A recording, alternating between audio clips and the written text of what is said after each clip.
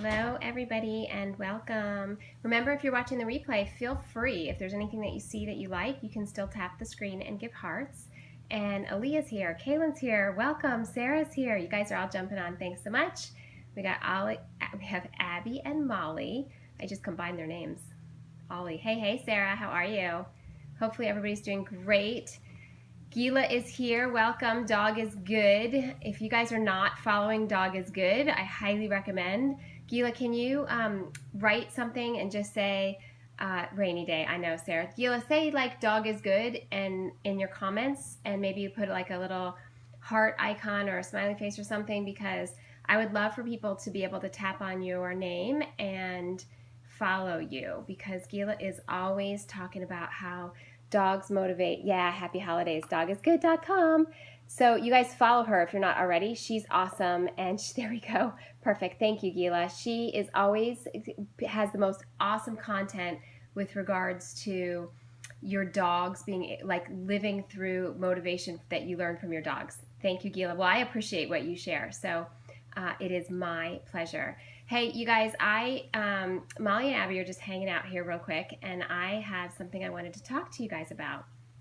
And we do need to collaborate. Gila, we have lots of things to collaborate on. We have so many things in common and what we are up to in the world. So, yeah, Sarah Baker, Dog is Good. They had their stuff for sale. They have the most amazing t-shirts for sale at our conference that we went to for IACP, so you may be familiar with their work as well. So hey, Nation 11, I think it is. I love that you're here. I appreciate that you're here. I only speak English, so if you could please, hello, on your mark. If you could please only comment in English, I appreciate that, because that is the only language I can read. So if we stick to English, that would be awesome.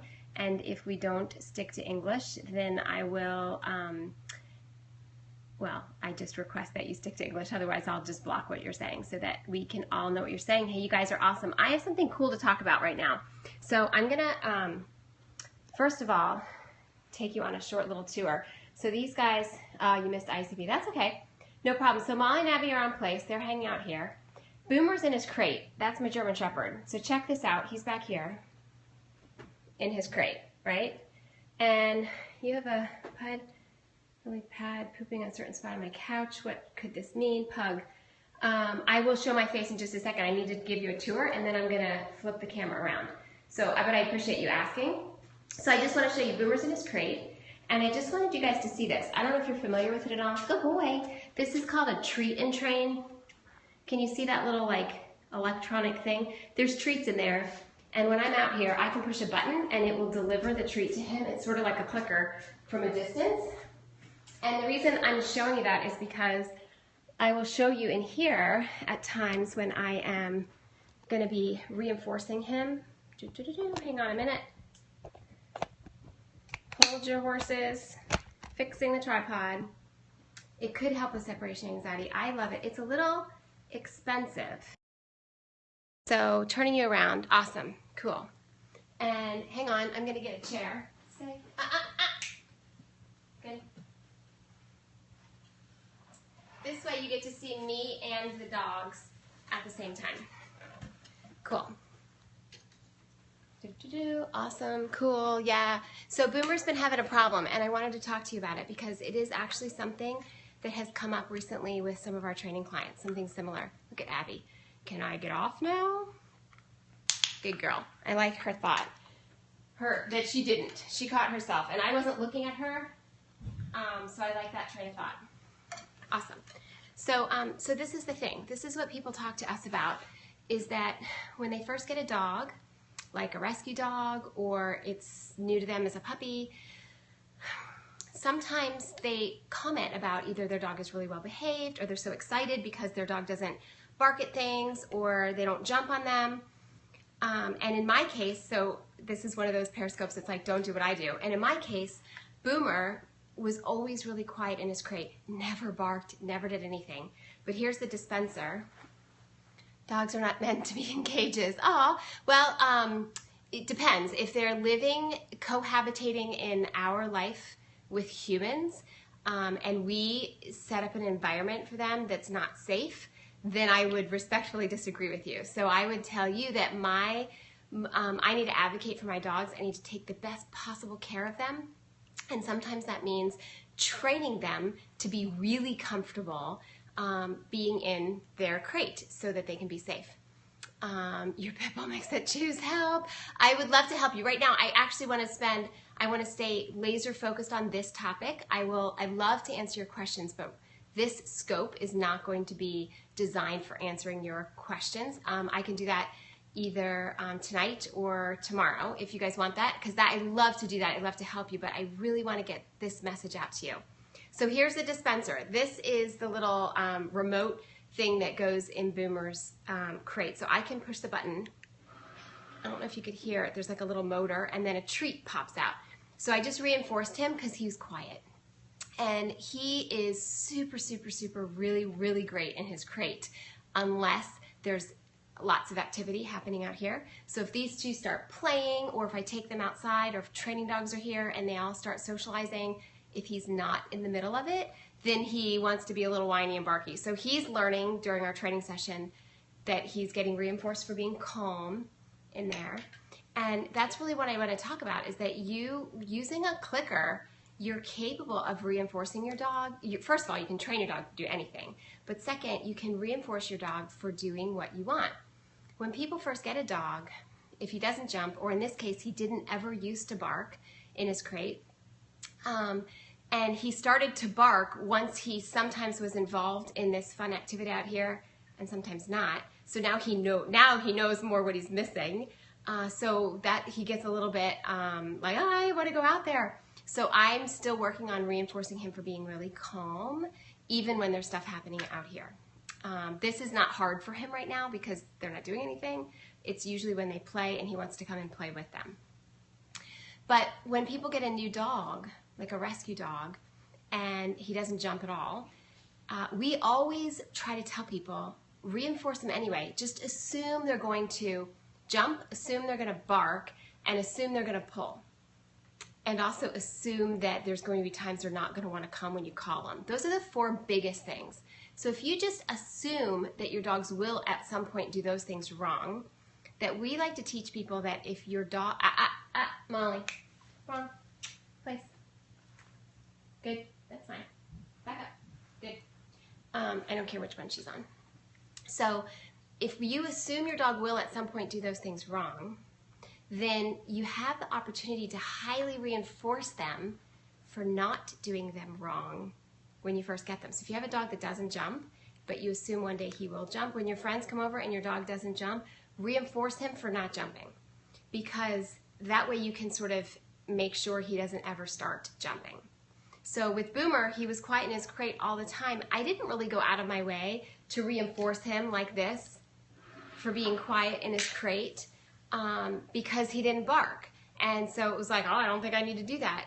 And it was literally like I didn't follow my own advice, where then things happened that he learned some things, and he learned that hello, welcome, glad you're here. So really, this is all about, like, I want to be sure that you reinforce the things you want.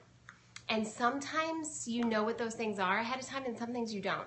So if I have 2 dogs like this and I want to work them, if I want to be able to call one off, can you see how that's really hard for the one that has to stay? So in this case, when I call, let's say I call Molly, the hardest part is for Abby to not also come. So for me, you don't know how to use it or what to use it. Oh, so I'll show you real quick with these guys. So it's super easy. So remember to reinforce what you want. So if I want Abby to stay when I call Molly, I need to reinforce Abby for staying. I need to reinforce Molly for coming. I need to reinforce Abby for staying. So in some cases, you need to go out of your way to reinforce behaviors that you know you want, even if it doesn't feel like you're asking them for anything at the time. So if I literally just call Molly right now, I'm not saying anything to Abby, but I'm asking her something hard.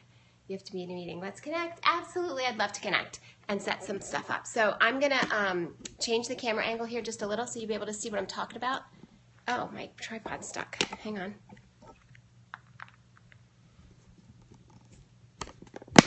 There we go. It was really stuck in there.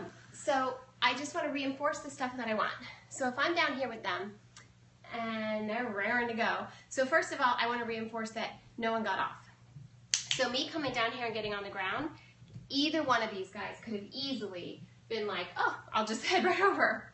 Okay, so the clicker is just whatever kind of clicker you have, doesn't matter. It just makes a noise, and every time you click, you give them a treat. Now, in my case with 2 dogs, I don't always give both dogs a treat every time I click, but if you have 1 dog, it's simple. If you click, you give your dog a treat, okay? And then 100% of the time, click, treat. Click, treat, click, treat, click, treat, right? And it could be because you're asking them to do stuff. It could be that they're not doing anything, like in this case.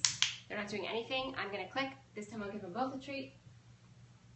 Maybe I will for this scope, especially for the person who just told me you were new to clicking. I may work them where I could click and give them both a treat. That would be fine. So watch this, okay? So I'll call Molly over, and I would want to then reinforce Abby for staying. So reinforce the behavior you want. When I call Molly, I don't want Abby to do anything.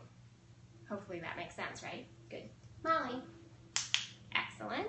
So we got Molly here. That was the easy part. The hard part was Abby staying. Good. And then Molly not dive bombing. I have my treats. You can't see that. My treats are right here on the floor. I could move so you could see. Right? So there's some manners there where I don't want her to eat her treats. Good girl. Okay, bed. Bed. Right here. Good. Right here. Abby. Good. Okay. Good girl. Okay. Nice. Nope. So she got off. I just say no, either N-O-P-E, nope, or I say wrong. They know either one.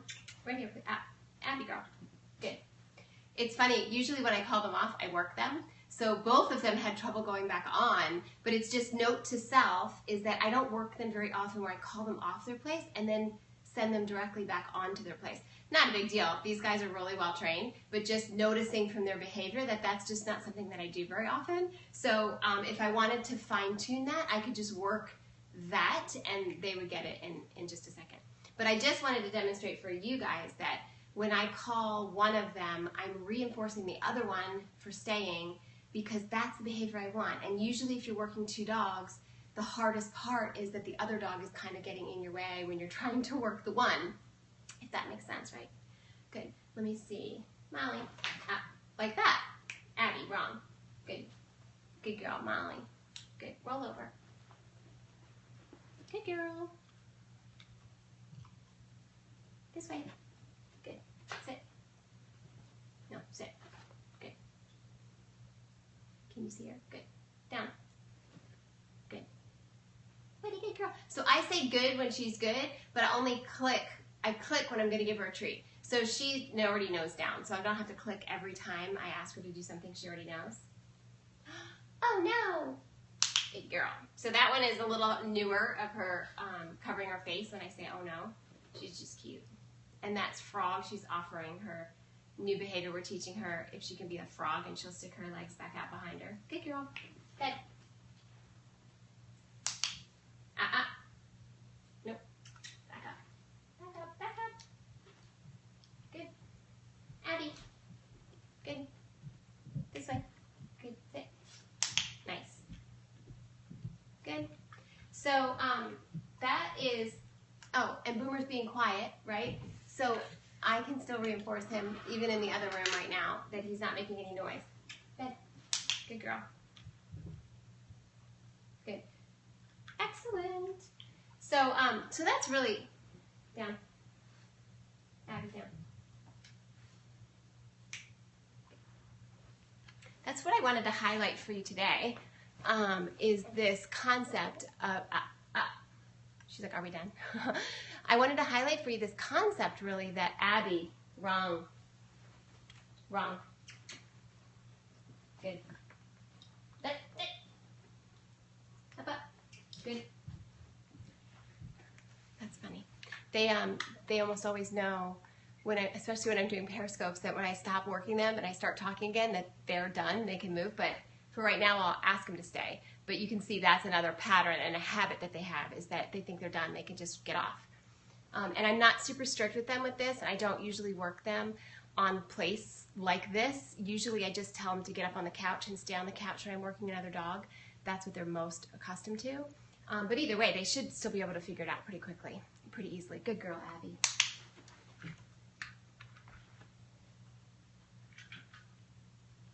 But when you're working with a clicker, when you're focusing on positive reinforcement, it's really cool because you literally can reinforce anything that you like, whether it's what you're working on or not. So I can still reinforce Boomer that he's quiet anytime I want, as much as I want. The frequency can vary. Sometimes it can be pretty shortly close together. Sometimes it can be a long span before I go to reinforce them again.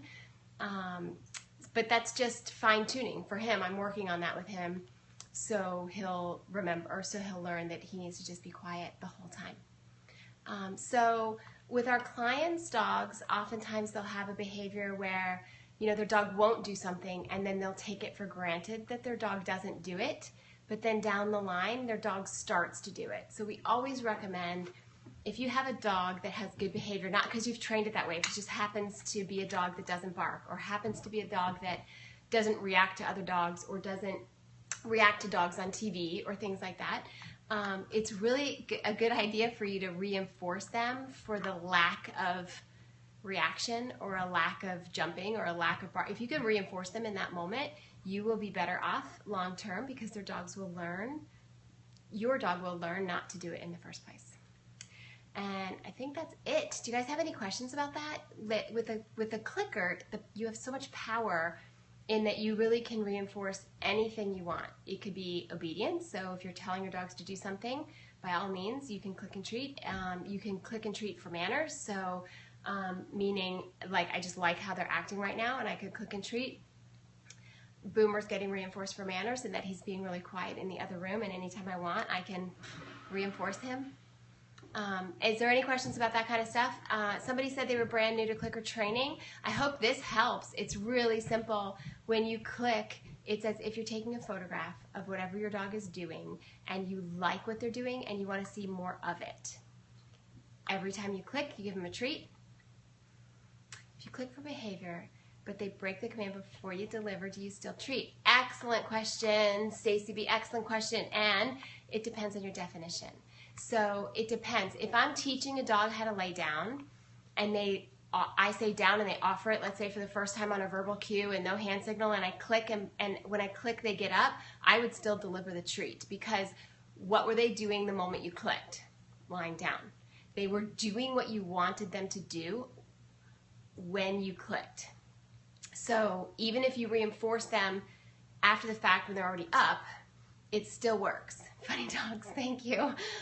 It will still be effective. Now, if you want to, is it too late to start? No, it's never too late to start. Anytime. Yep. It'll take your dog like 20 repetitions. You're very welcome, Stacy. So that's just one example with lying down.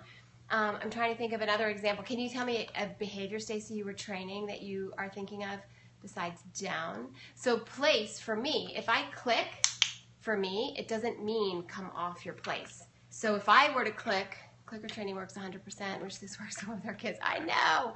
Tell me about it. All the same principles apply. All the same principles apply to raising your kids. It's just harder to find things that are as reinforcing. And honestly, it's harder to find consequences that are really effective. Clicking for place, but then the dog popped off. Okay, so it depends on where they are in the stage of learning. If it's brand new to the behavior, I probably would still feed it and then just put them back on. Or, you know what I would do, actually, if it's brand new to the behavior, if I clicked and they popped off of place, I would use the treat really and lure them back on, and still probably give them the treat once they got on. But you just don't want to do that every time. So if the first training session, that happens a little bit, but the second training session, they're starting to stay on the place better, and you're reinforcing more for being on the place and not popping right off, then you can start to shape the behavior by the fact that you're going to click and treat as long as they stay on. Brand new dog, makes total sense. Perfect, awesome. Yeah, I mean, if I clicked right now and these guys popped off when I clicked, I wouldn't feed it. I would just chalk it up to, okay, well, I'm not going to feed that click because now they know better. They do. They know better. I don't even really train place for them. I really just train them, stay out of my way. But they know well enough to know that they should do this once I ask them to. So they shouldn't get off. So they don't get off unless I give them a release command. So in this case, during a training session, I use their name to indicate which one I wanted them to get off, which one I wanted to get off of the place. Typically, I would just say okay, and that means that they can get off. And what's funny about that is that a lot of people think they shouldn't say the word okay in a sentence, because if you say okay, the dog will just jump off. But for me, it's part of the training is contextual. Like, I have to be looking at the dog, focused on the dog, paying attention to the dog, talking to the dog, and then I tell them okay, and they would pop right off. But I could say okay to you guys 1,000 times, and it should not affect what their behavior is.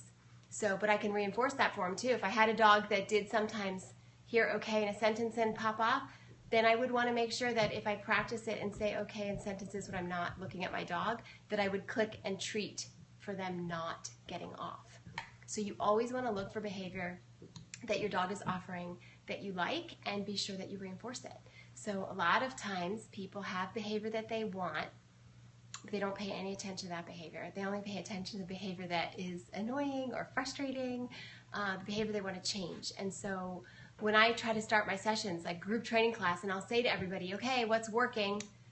Nobody wants to talk about that. Nobody wants to talk about what's working. They only want to talk about what their dogs are doing that's driving them crazy.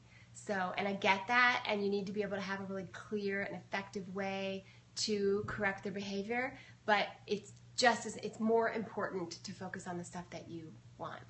At what point can you determine that you no longer need the clicker and the dog is trained? That is another awesome question, and I missed your name. It faded away before I could see what your name was. So for me, I always say that when you're training a dog to do behavior, I'm going to click and treat. I'm going to click anytime I'm impressed that the dog did what I wanted them to do.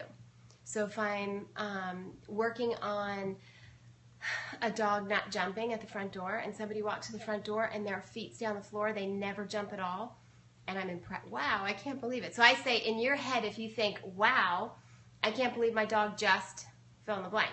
I can't believe my dog just kept his feet on the floor. Click. Now imagine if you practice that every day, and let's say you set up sessions where 3 times a day somebody came to your front door, and 3 times a day you're working it, and you're clicking and you're treating every time your dog's keeping their feet on the floor, and let's say that they're getting it right almost every time. Can you imagine if you were doing 3 sessions a day where they're almost always right every single time, that a week from now you probably wouldn't be as impressed as you were on day 1? Like, it's when it starts to get to the point where, like, you would be more surprised if they got it wrong than if they got it right, then you can just fade out your clicker. If you're only going to click when you're impressed that they're doing the behavior, you don't have to worry about when you fade the clicker. That will happen naturally. It will happen naturally, because if you're not, then you won't be impressed anymore, right? But that the same behavior, let's talk about recall. What if I practice recall down here in my family room, and there are no distractions, and I call my dog, and every time he's coming, then you can imagine that pretty quickly I could fade out the clicker, right? But what if I went outside and called my dog?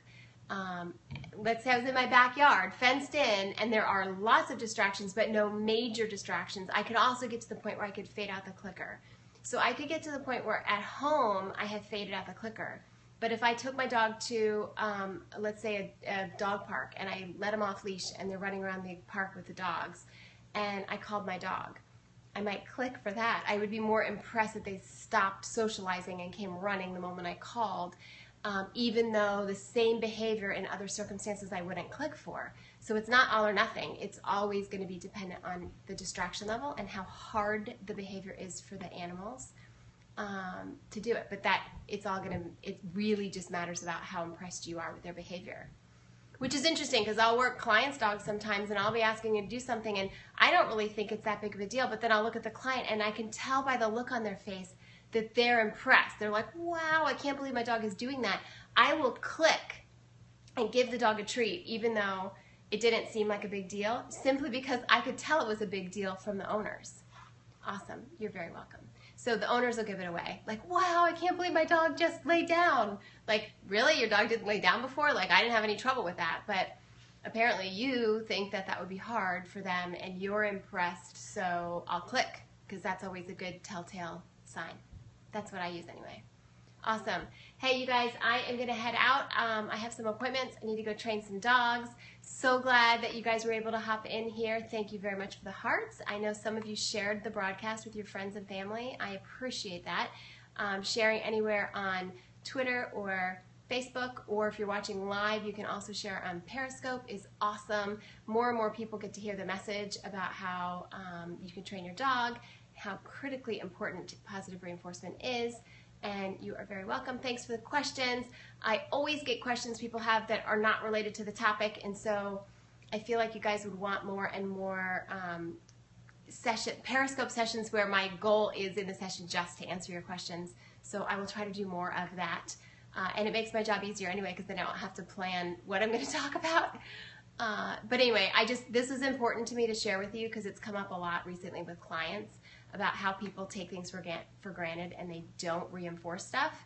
And that my recommendation is that don't take it for granted. If your dog is not doing something, that's great. Reinforce him for not doing it, so you don't run into a problem down the line. Awesome. Excellent. You guys have a fantastic day. Thanks so much for being here. I always know that your time and your attention are very valuable, and I do appreciate both of them. Awesome. You guys have a great week this week. It's a big one, holiday week with warm weather, so we should have lots of fun dog stuff going on for you. Outside, fun weather. We'll enjoy the weather, and if you're on the East Coast anyway. Awesome. Thank you, you guys. Take care. Bye-bye.